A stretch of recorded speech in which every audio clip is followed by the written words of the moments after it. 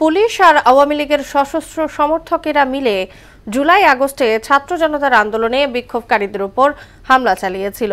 যুবলীগ ছাত্রলীগের ক্যাডাররাও অংশ নেয় গণহত্যায়। জাতিসংঘের প্রতিবেদনে বেরিয়ে এসেছে এমন চাঞ্চল্যকর সব তথ্য। বিক্ষোভকারীদের দমনে পূর্ব পরিকল্পিতভাবেই এসব ঘটনা হয়েছে বলেও দাবি করা হয়েছে প্রতিবেদনে। বিস্তারিত জানাচ্ছেন মোহাম্মদ ওয়ালিউল্লাহ। সীমাহীন অনিয়ম, দুর্নীতি আর দুঃশাসনের বিরুদ্ধে ফুঁসে ওঠে বৈষম্য বিরোধী ছাত্র জনতা। জুলাই আগস্টের নজিরবিহীন গণ অভ্যুত্থানের মুখে পতন হয় টানা ১৬ বছর ক্ষমতা আঁকড়ে থাকা স্বৈরাচারী শেখ হাসিনার সরকার। ৫ আগস্ট ভারতে পালিয়ে যেতে বাধ্য হন তিনি।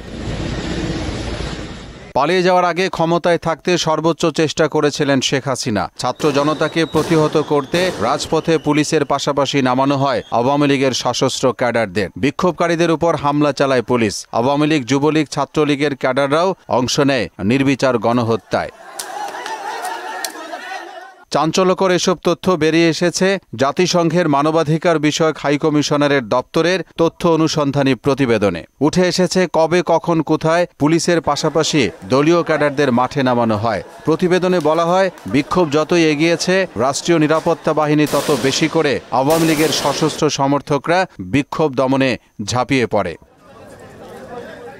প্রতিবেদনে আরও বলা হয়, অনেক অভিযানে আওয়ামী লীগের সশস্ত্র সমর্থকেরা পুলিশের সঙ্গে সারিবদ্ধভাবে দাঁড়িয়েছিলেন কিংবা পুলিশের সারির পেছনে অবস্থান নিয়েছিলেন। অনেকের হাতে ছিল লাঠি, সোঁটা, ইটপাটকেল ও আগ্নেয়াস্ত্র। আপাতদৃষ্টে পূর্ব পরিকল্পিতভাবে এসব করা হয়েছে।